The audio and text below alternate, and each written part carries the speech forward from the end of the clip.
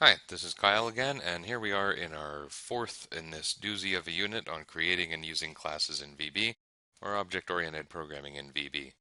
In this particular video, we're going to be talking about scope and lifetime as well as accessibility. When I say scope, we talk about where variables can be accessed within a program. The levels of scope are namespace, module, procedure, and block levels.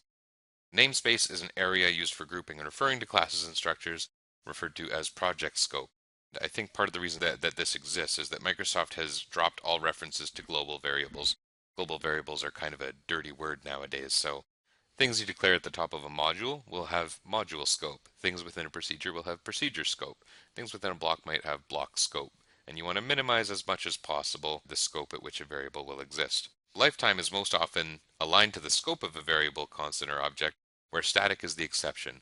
And so static are variables that continue to exist and retain values after the termination of the procedure where they're declared, which is a thing that can be useful, but I don't think anyone will need to do it to do all of the work in this course.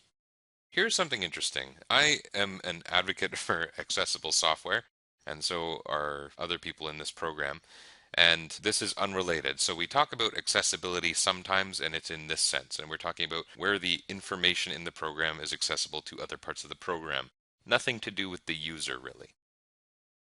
I'm going to take this chart that's basically right out of the textbook, or provided by the publisher anyway, and I'm going to go ahead and move public down to the bottom for a reason. And that is, this chart always confuses students. And part of the reason it confuses students is because it says public and then private originally. It's I think because public and private are the opposite ends of the spectrum and easily understood. So public means the information, the variable or method you're declaring as public is accessible from anywhere in the program or from any other program that references this program. It's kind of a way of saying this is way open and anyone can use this information. Private is the total opposite.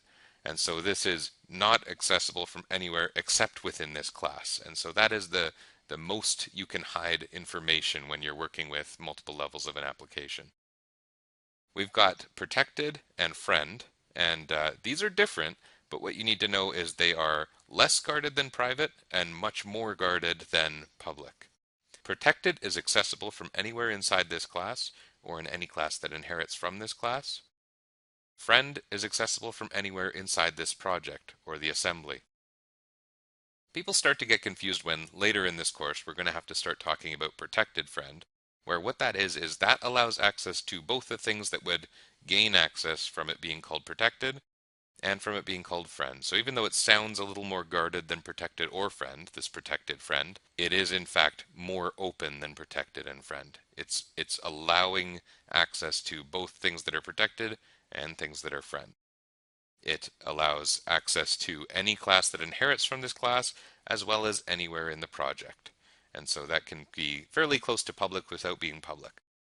Now, generally you want to minimize access as much as possible. So make things private unless private isn't going to work for some reason, in which case try for protected or friend as your access specifier.